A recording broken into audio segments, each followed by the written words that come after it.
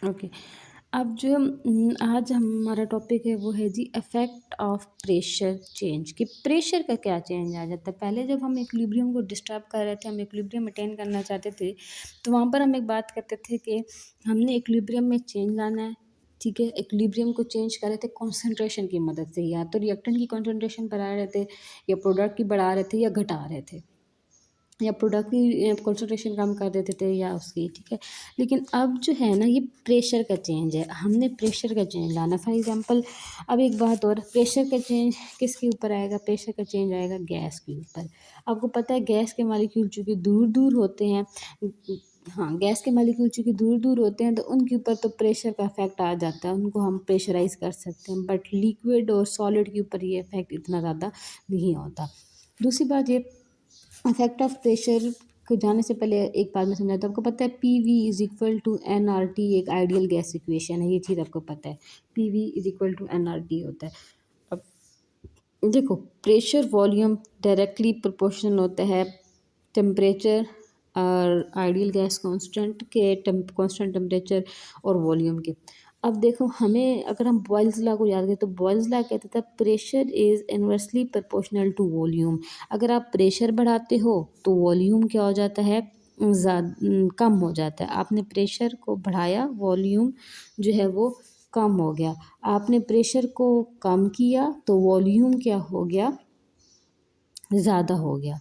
ठीक है, अब क्या होता है कि अगर आपने प्रेशर एक एक कम कंटेनर था, उसका पहले वॉल्यूम जो है वो 1 डी ज़्यादा था। ठीक है, उसने ये सारा एरिया कवर किया हुआ था 1 डी।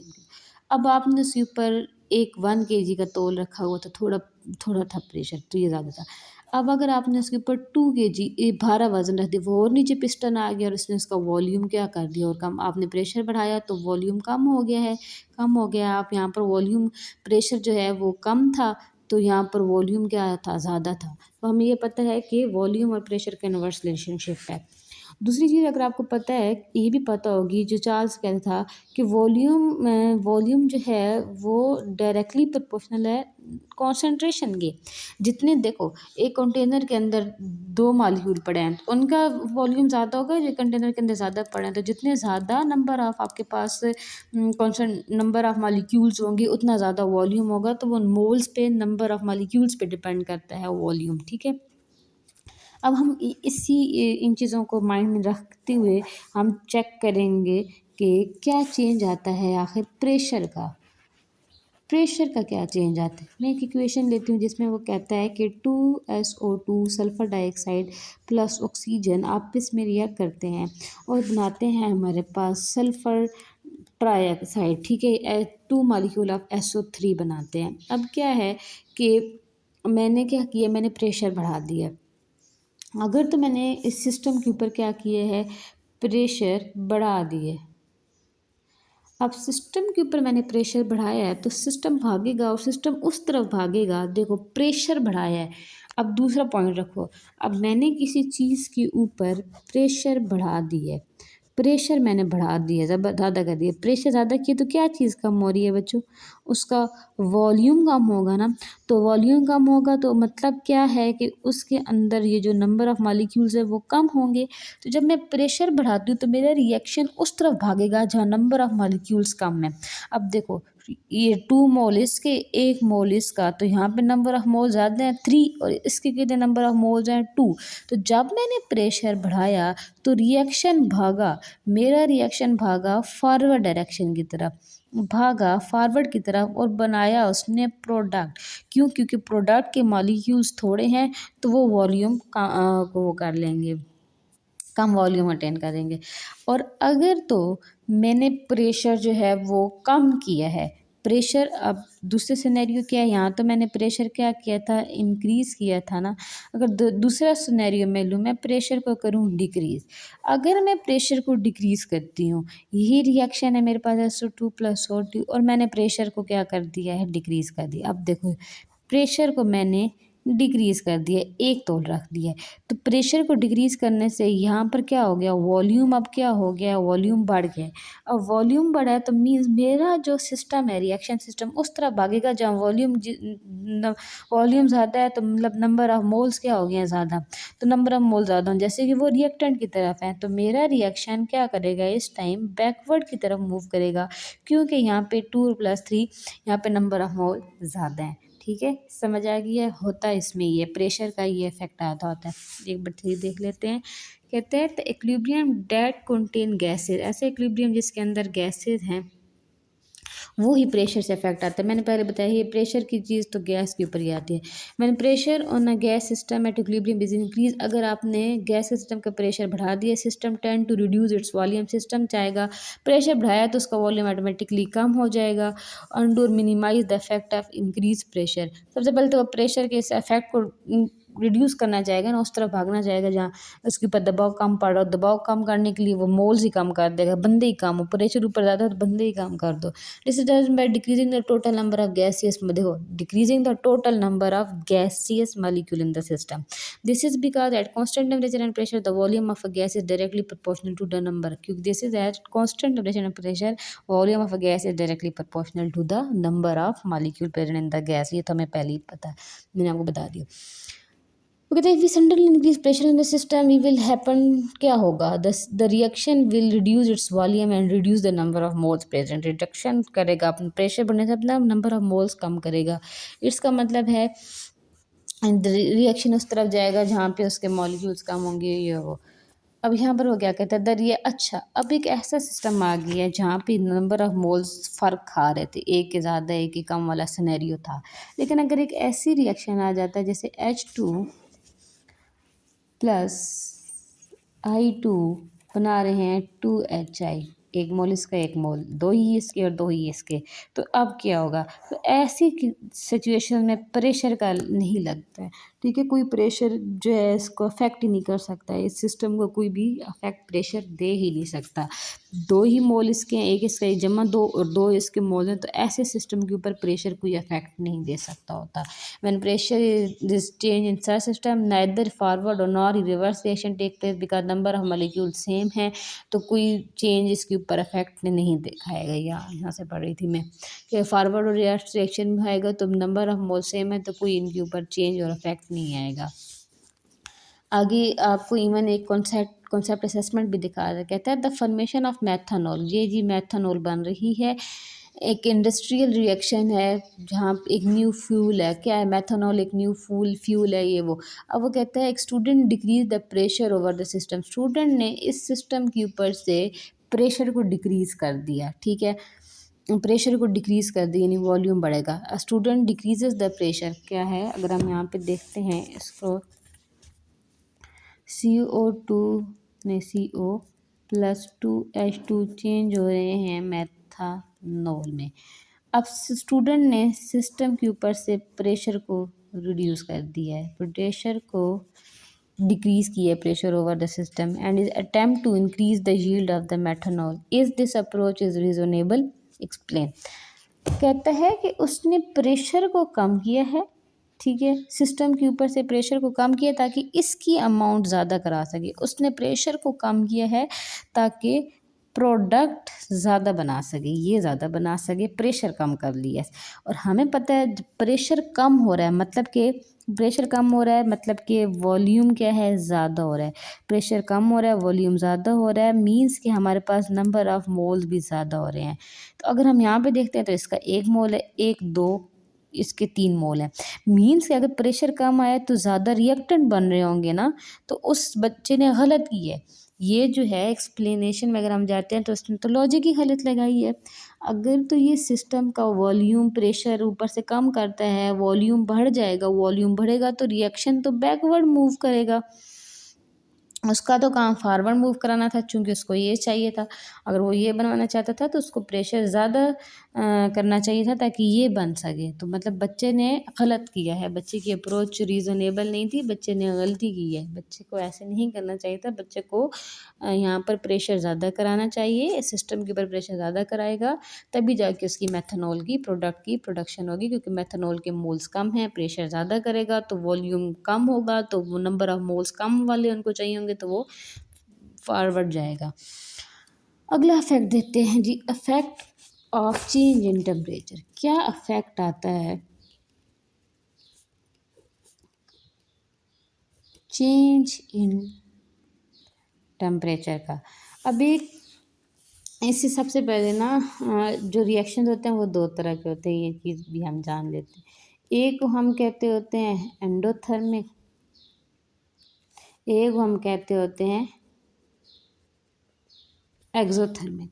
ठीक है, और आपको पता है endothermic reaction because the reaction is an exothermic जो, और एक एंडोथर्मिक। एंडोथर्मिक जहाँ पे सिस्टम रेडिएशन हीट को ऑब्जॉर्व करता है और यहाँ पे वो हीट को क्या कर रहा होता है, रिलीज़ कर रहा होता है। ये चीज़ हमें पता है, ठीक है। अब अगर खुद सोचो, एक रिएक्शन है, टेम्परेचर का आपने चेंज लाया, एक रिएक्शन है वो एंडोथर्मिक है, एंडोथर्मिक है, उसके रिएक्टेंट्स की हीट बहुत ज़्यादा थी, मतलब उसके हीट चाहिए होती है हमें, ठीक है। वो एंडोथर्मिक है, हीट उसको आपने दे दी है, तो वो डेफिनेटली जब उसको हीट मिलेगी तो वो फॉरवर्ड मूव करेगा ना। एक चीज़ आपने बढ़ा दी है, मीन्स उसका रिएक्टेंट बढ़ा दिया है। अब यहाँ पर ना आसान चीज़ याद रखना, एक्सो एंडो के लिए हीट का रिलीज़ और ऑब्जर्व होने को आप रिएक्टेंट्स के साथ मैच कर लो कि रिएक्टेंट्स ज़्यादा हो रहे हैं कि कम। आपने एंडोथर्मिक रिएक्शन के अंदर अगर आप हीट दे देते हो, आपने हीट दे दी तो वो फॉरवर्ड मूव करेगा, और अगर एंडोथर्मिक से आपने हीट निकाल दी है तो वो बैकवर्ड मूव करेगा। इसी तरीके से अगर आप एक्सो का केस लेते हो, एक्सोथर्मिक को अगर आप हीट दे देते हो, उन्हें तो वैसे ही निकालनी है, आप उसको हीट दे रहे हो, ठीक है। इसको तो जब आपने हीट दी तो वो फॉरवर्डली मूव किया, ठीक है। इसको जब आपने हीट दी तो वो बैकवर्डली मूव करेगा, ठीक है।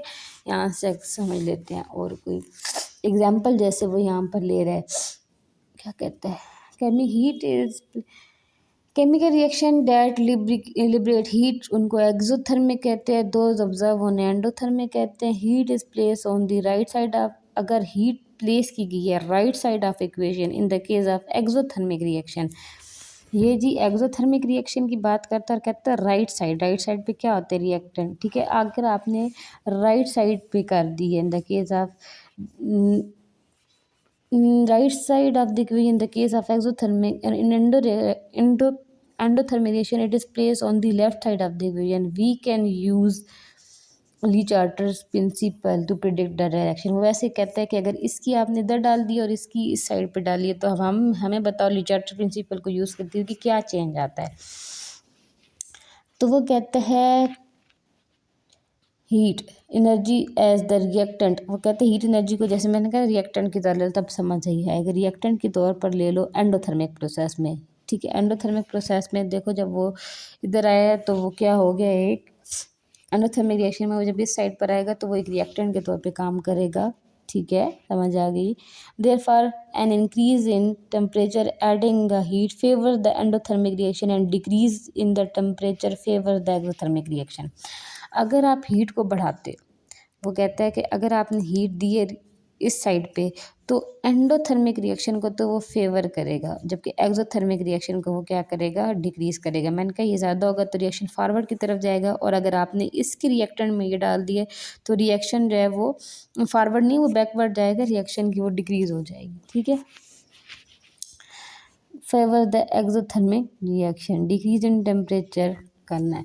अगर आप चाहते हो ये वाला रिएक्शन फॉरवर्डली मूव करे, हीट ज़्यादा बढ़ाओ। अगर इसका आप चाहते हो कि फॉरवर्डली मूव करे तो हीट को घटाओ, यहाँ पर हीट नहीं होनी चाहिए, इसकी हीट को आपको यहाँ डालना है, यहाँ नहीं डालना।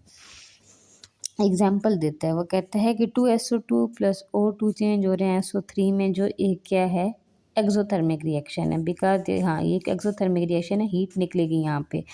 तो 2SO + O2 H2SO3 और हीट को रिलीज कर रहे हैं।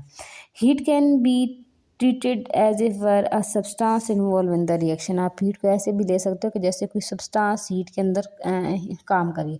लिचार्टर प्रिंसिपल को देखो, इंक्रीज इन टेम्परेचर, अगर आपने टेम्परेचर को बढ़ाया है, will shift the reaction from right to left. वो हीट बढ़ाई है आपने तो वो रिएक्शन को राइट टू क्या कर देगा, लेफ्ट ले आएगा, in order to absorb the added heat and concentrate the temperature increase. As a result of this change, the SO3 will decrease and the concentration of SO। देखो वो चाहेगा कि रिएक्शन इस तरफ मूव करे, वो इसको तोड़ के ये बनाना, इधर आपने हीट ज़्यादा डाली वैसे रिएक्टेंट काम करेगी, वो इसको तोड़ के इस तरफ लाने की कोशिश करेगी, क्योंकि यहाँ पर जो है वो एक्सोथर्मिक रिएक्शन है, उसने हीट निकालनी है, उसको हीट काम की नहीं है, वो यहाँ पर रिएक्टेंट को हीट चाहिए थी तो वो यहाँ पर इधर लाएगा, इसकी अमाउंट बढ़ाएगा, will increase. As a result the volume of equilibrium constant decreases. Volume कम हुआ, इक्विलिब्रियम शिफ्ट करेगा लेफ्ट की तरफ, इक्विलिब्रियम लेफ्ट की तरफ आएगा।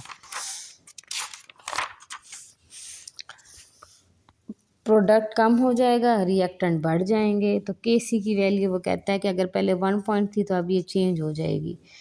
अब एक N2O4 टू NO2, ये एक एंडोथर्मिक रिएक्शन है, प्लस का साइन मतलब ये शो करता है कि एंडोथर्मिक रिएक्शन है, यहाँ पे हीट लगेगी ताकि ये तोड़ के ये बने। ठीक है, यहाँ तो इस तरफ ही रिएक्शन को ये चलाएगा ना।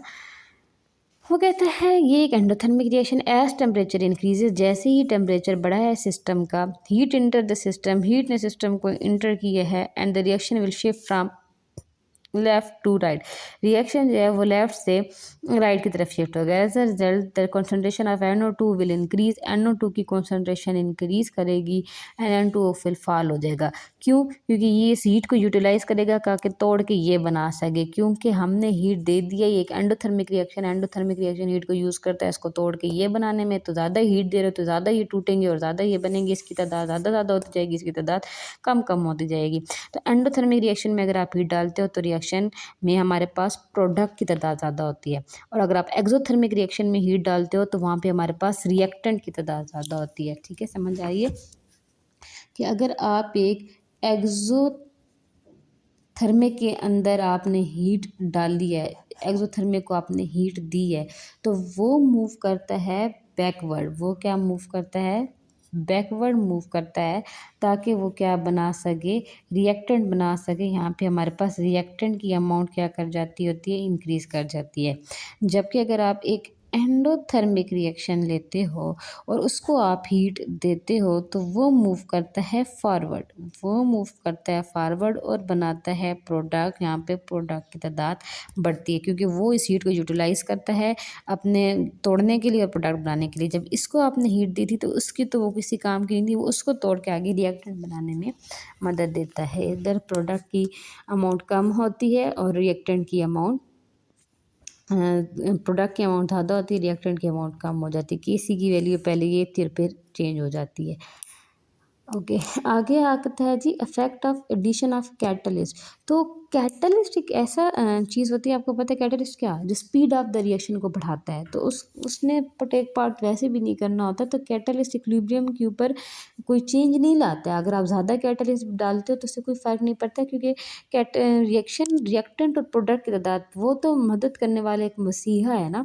तो addition the catalyst added to reaction which speed up both forward and reverse reaction. वो फॉरवर्ड को भी बढ़ाता है, रिवर्स को भी बढ़ाता है, तो वो इक्विलिब्रियम को has no effect on equilibrium concentration of the reaction which a catalyst is important in enhancing the rate at which equilibrium is established। हाँ, equilibrium जल्दी अटेन करना है या देर से अटेन करना है वो उस पर डिपेंड करता है, बाकी equilibrium की वैल्यू को उससे कोई चेंज नहीं आ रहा होता।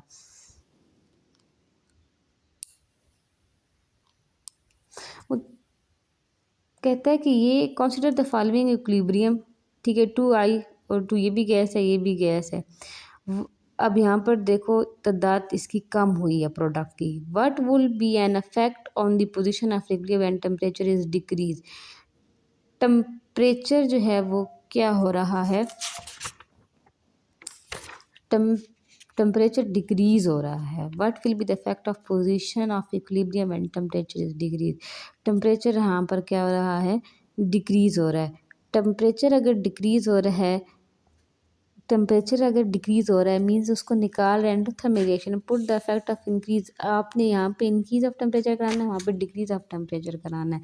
Predict the effect of increase, आपने इंक्रीज कर दिया है temperature on the amount of product in the following exothermic reaction. अब देखो एक्सोथर्मिक रिएक्शन को अगर आप टेम्परेचर देते हो तो वो क्या करेगा, वो बैकवर्ड मूव करेगा ना, वो इसकी तादाद को बढ़ाएगा। Affect of increasing the temperature on the amount of product in the following exothermic reaction, तो प्रोडक्ट की तादाद में जो कम हो जाएगी। आप एक एक तो रिएक्शन एक्सोथर्मिक है, उसको आपने हीट दे दिया तो प्रोडक्ट की तादाद कम होगी, रिएक्टेंट की तादाद बढ़ेगी। ठीक है, ओके ओके, ये हो गया कैटलिस्ट का हो गया। अब आते हैं industrial application of Le Chatelier's principles. तो ये तो फैन अमोनिया हाइबर प्रोसेस आएगा, अमोनिया की होगी। ये पूरे अगला टॉपिक बड़ा है तो ये कल कर लेंगे और फिर कल करके ये चैप्टर ख़त्म।